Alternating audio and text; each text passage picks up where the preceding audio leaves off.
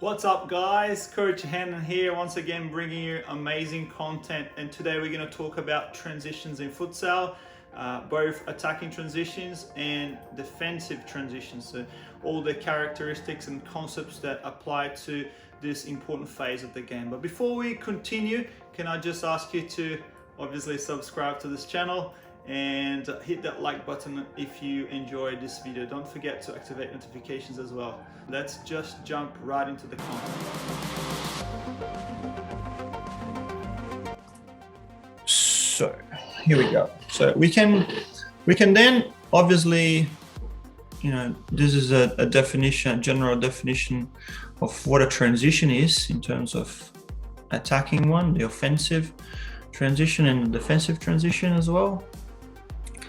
So the attacking one, obviously, it's a process. It can be individual and can be collective, and it basically relates to the individual or the team advancing through to the opponent's ground after recovering possession.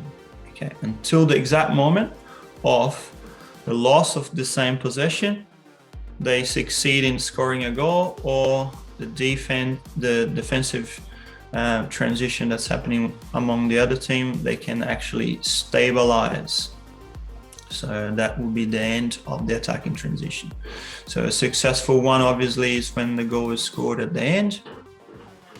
In terms of defensive transition, again, another process, and it can be collective or individual, and it's when the team starts from the moment that they lose possession until they recover. So they start with the process of returning and trying to find some sort of organization defensively.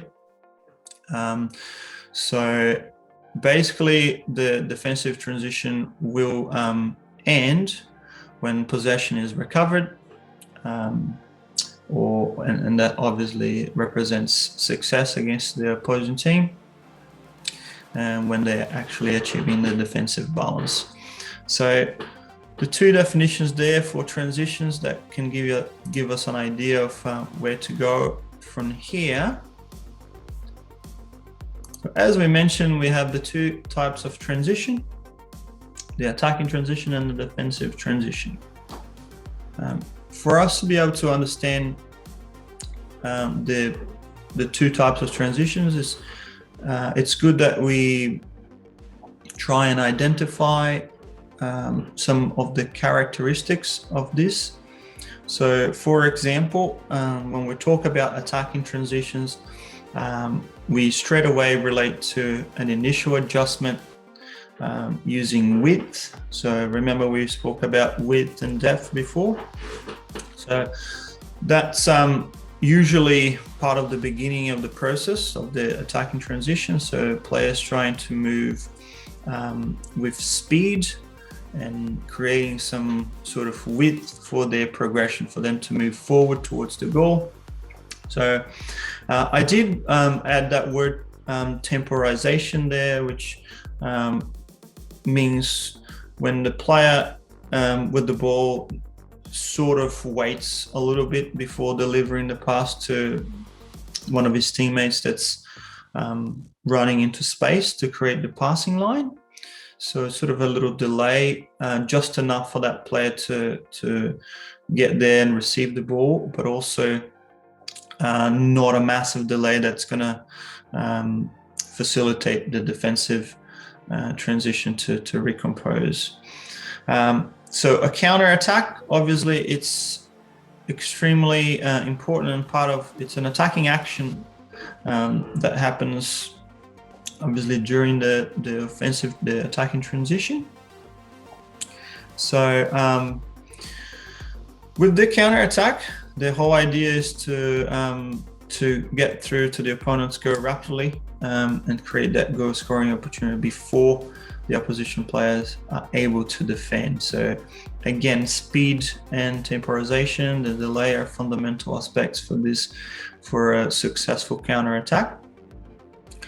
And this one is what I call a killer attack, which is When we have an attacking transition that is so good and so quick and so how can I say, it's so efficient that the 4 players are behind the ball and absolutely unorganized, defensively speaking, that the other team scores the goal. So I call it a killer attack or killer counter attack in this case.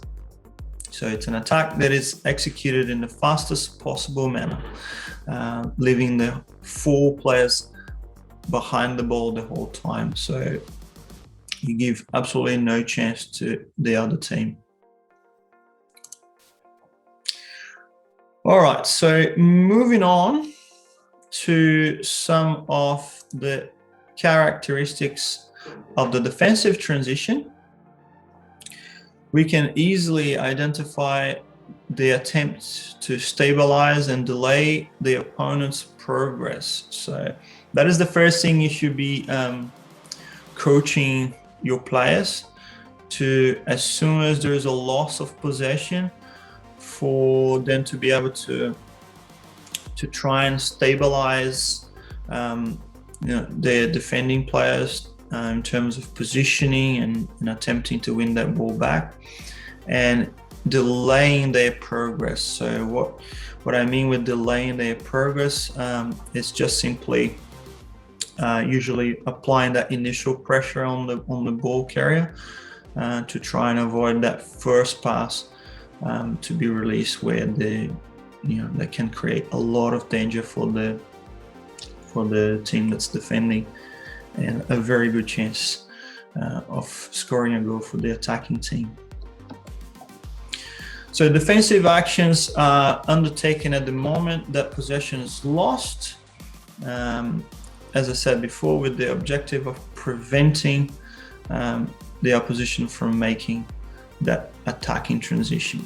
So dropping back or getting back or defensive runs, recovery runs, they all sort of mean the same thing, and they are the action of moving back when possession is lost. So the whole idea is to occupy that defensive position that was initially left vacant during the attack. That's it, guys. I hope you enjoyed it. This is a part of one of my super classes that I do occasionally. The last one was about transitions, and what you saw just now was part of it. There will be more in the future, and so if you're interested, just obviously link on the description. Just follow my channels on social media, and you'll be up to date with all the content. Of course, if you haven't yet done so, subscribe to this channel, hit the like button, don't forget to activate notifications so we can always let you know when there's something new. All right, I appreciate you, and I hope that you have an amazing day.